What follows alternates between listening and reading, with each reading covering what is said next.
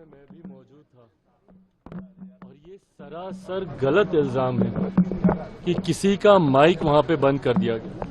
पहली बात तो जब ये विपक्ष बोलता है बैठक में नीति आयोग की, उस बैठक में मैं भी मौजूद था और ये सरासर गलत इल्जाम है कि किसी का माइक वहां पे बंद कर दिया गया।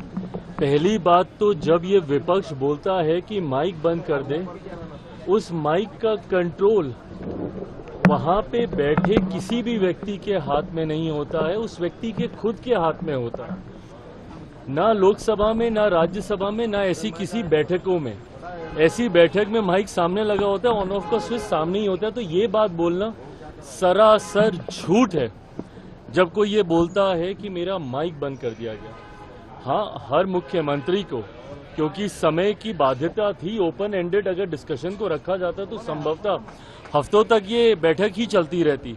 ऐसे में हर मुख्यमंत्री से ये विनम्रता पूर्वक आग्रह किया गया था कि अपनी बातों को संक्षेप में एक तय समय सीमा के भीतर रखा जाए। जब वो समय सीमा पूरी हुई, सिर्फ एक रिमाइंडर के तौर पर उनको जरूर, जैसे तमाम मुख्यमंत्री को दोबारा से नोटिफाई किया गया कि भाई आपका समय समाप्त हो रहा है, इस तरीके से। बट उसके बाद जिस तरीके से बंगाल की मुख्यमंत्री ममता बनर्जी जी एकदम से उत्तेजित होकर उस बैठक को बीच में ही छोड़कर चली गई, मुझे लगता है ये आचरण गलत है। अगर आपको अपनी बात को रखना भी है, कोई नाराजगी भी है, तो वहीं पे रखती ना, बोलती कि अभी मुझे और बोलना है, मुझे और कहना है। हम सब वहां पर मौजूद थे। प्रधानमंत्री जी स्वयं उनको सुनना चाहते थे, वित्त मंत्री जी स्वयं वहां पे मौजूद थी, वो भी चाहती थी कि भैया क्या बजट को लेकर वो अपनी बातों को रख रही हैं। बट जिस तरीके से उनका आचरण था, इससे ऐसा लगता है कि विपक्ष की पहले से ही ये सोची समझी एक रणनीति का ये हिस्सा था कि वो जाएंगी, हंगामा खड़ा करेंगी और नीति आयोग जिस मकसद के साथ हम लोग वहां पर बैठे थे, उसके मकसद को डाइवर्ट कर सिर्फ अपनी ओर पूरा ध्यान केंद्रित करने के उद्देश्य से ये इस तरीके की कार्रवाई की गई है। कांग्रेस के साथ 4 सीएम ने बैठक को अटेंड नहीं किया, कहा बॉयकॉट कर दिया, और उन्होंने कहा कि हमारे साथ बाकी स्टेट के साथ नाइंसाफी हुई है जिस तरीके का बजट आया है। भाई मेरी समझ के परे है। अगर आपको ऐसा लगता भी है, किसी भी राज्य को अगर ऐसा लगता है कि उनके साथ नाइंसाफी हुई है, तो यही वो उचित फोरम है ना। नीति आयोग की बैठक ही वो मंच है जहां पर जाकर आप प्रधानमंत्री जी के समक्ष अपनी शिकायतों को आप रख सकते थे। इस मंच पर जाकर अपना ऐतराज आप दर्ज करा सकते थे, अपनी आपत्ति आप दर्ज करा सकते थे।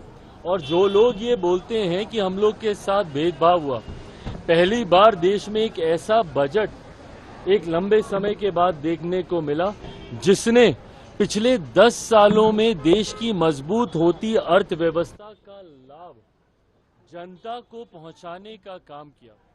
इसमें जहां प्रमुखता से देश के गरीबों का जिक्र किया गया, अन्नदाता का जिक्र किया गया, नारी शक्ति का जिक्र किया गया, युवा शक्ति का इसमें जिक्र किया गया।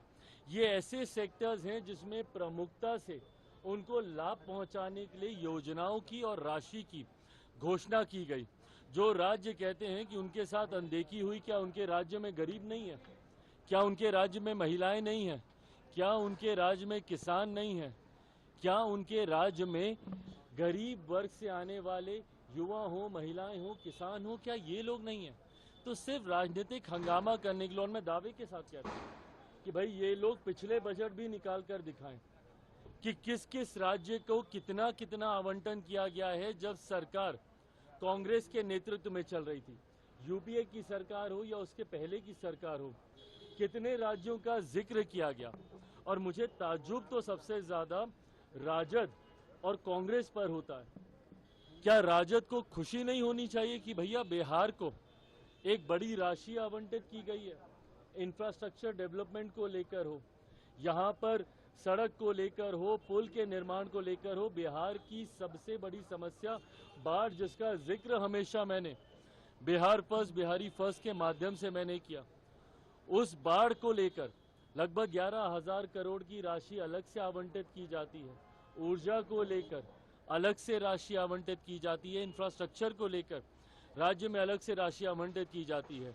तो भैया अगर बिहार जैसा राज्य, जिसके लिए लंबे समय से हम लोग भी मांग करते थे भैया कि बिहार को विशेष राज्य का दर्जा मिलना चाहिए, बट स्पेशल कैटेगरी स्टेटस जब तक नहीं मिलता है, ये मांग भी हम लोग की थी कि बिहार को एक स्पेशल पैकेज मिलना चाहिए। आज मैं धन्यवाद करूंगा माननीय वित्त मंत्री जी का, और विशेष तौर पर मैं धन्यवाद करूंगा मेरे प्रधानमंत्री आदरणीय नरेंद्र मोदी जी का। मैं अपनी तरफ से, अपनी पार्टी लोक जनशक्ति पार्टी रामविलास की तरफ से प्रधानमंत्री जी और वित्त मंत्री जी का धन्यवाद करूंगा कि एक लंबे समय से जो बिहार और बिहारियों की मांग थी, उस मांग को सुना गया है, उस मांग को पूरा किया गया है। अगर इस पर भी अगर राजद और कांग्रेस को अगर ऐतराज है, तो ये वही लोग हैं जो कतई बिहार का विकास नहीं चाहते हैं।